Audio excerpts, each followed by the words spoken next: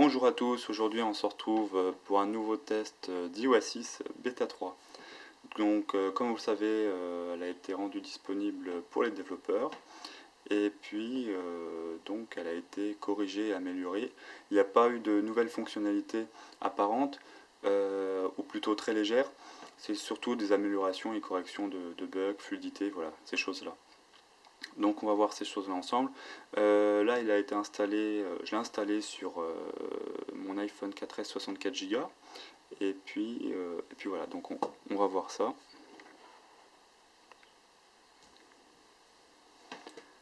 Alors, donc premièrement pour commencer,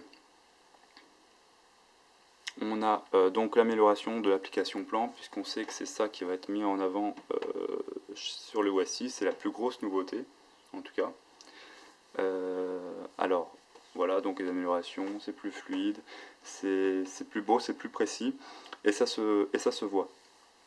Alors, par exemple, si on va faire, si on se rend à Paris, sur les grandes villes, on va voir directement, alors ça va vite, pourtant je suis en 3G, j'ai que 2 barres, c'est plus précis, on a plus de routes, plus de chemins. Là, on se rapproche grandement quand même de Google Maps, avec les améliorations esthétiques, plus l'apport, bien sûr, de navigation avec TomTom. Voilà. Si on va maintenant dans le menu réglage, on a on a un nouveau plan. Donc voilà, maintenant on peut définir le réglage du volume de la voix de Siri dans la navigation. Donc là, par défaut, il est sur normal. On peut le mettre sur faible ou aucune voix si on trouve que c'est gênant, ou sur volume fort. Ensuite, les distances, donc par défaut en kilomètres, puisqu'on est en français, ou en miles.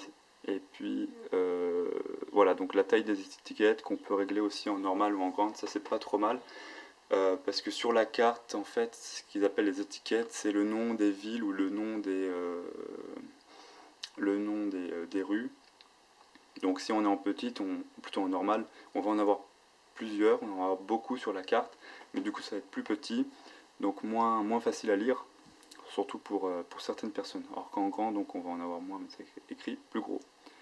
Voilà, donc on va revenir sur application plan, et on va se faire un itinéraire. Un itinéraire, Saint-Raphaël, par exemple.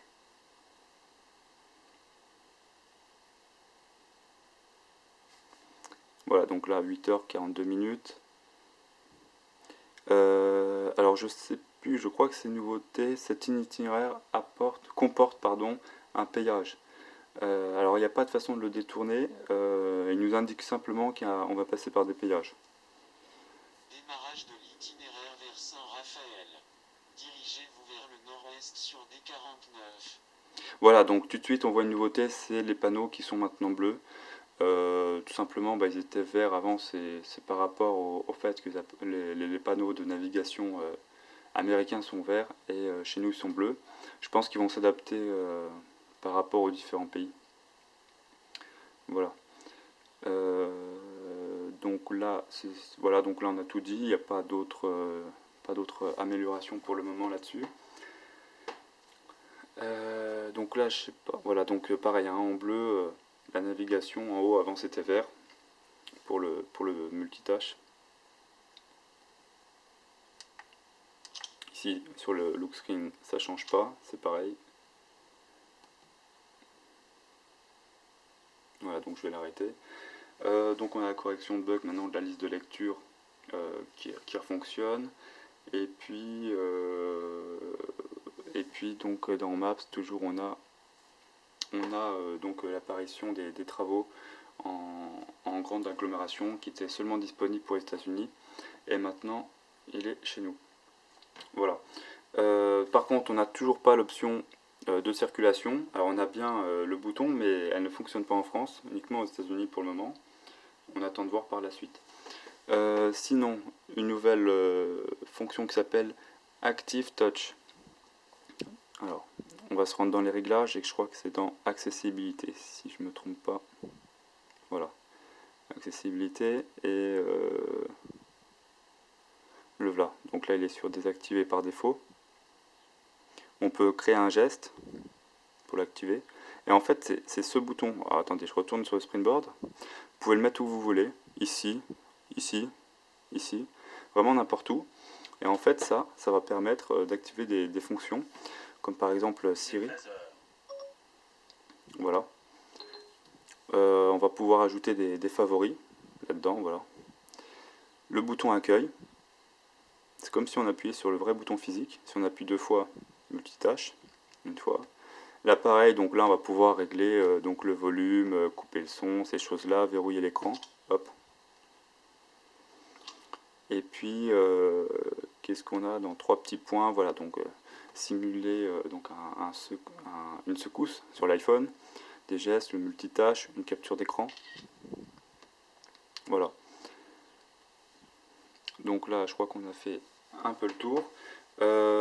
Mis à part donc l'App Store et l'iTunes Store qui ont été vraiment fluidifiés et plutôt optimisés. Et maintenant, ça marche quand même mieux. Voilà. Donc là, je vais télécharger une application puisqu'on a une nouveauté, je vais vous montrer, avec les bandeaux nouveaux.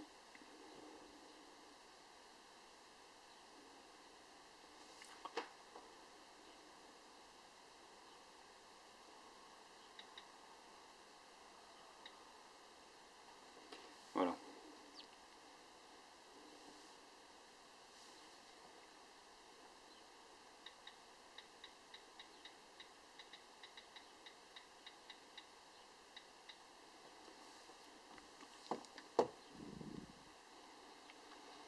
Ok.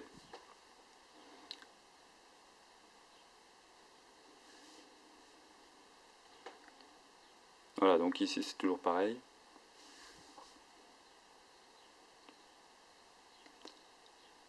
On va attendre que le chargement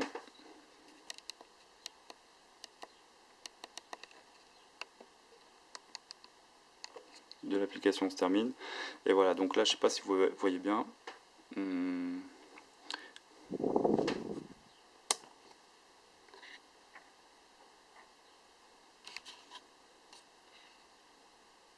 En fait, on a un petit bandeau nouveau sur l'icône de l'application. Et puis voilà. Donc on avait déjà hein, le bandeau bleu. Ils ont juste rajouté le petit Nouve. Voilà, un petit peu pour faire comme sur l'App Store. Et puis c'est tout. Donc ceci, hein, bien sûr, disparaît une fois qu'on a ouvert l'application. Voilà. Voilà, donc c'est tout pour les nouveautés d'iOS 6 Beta 3. On se retrouvera dans la prochaine vidéo avec l'iOS 6 Beta 4. En attendant, je vous invite à vous abonner à ma chaîne YouTube et je vous remercie. Salut!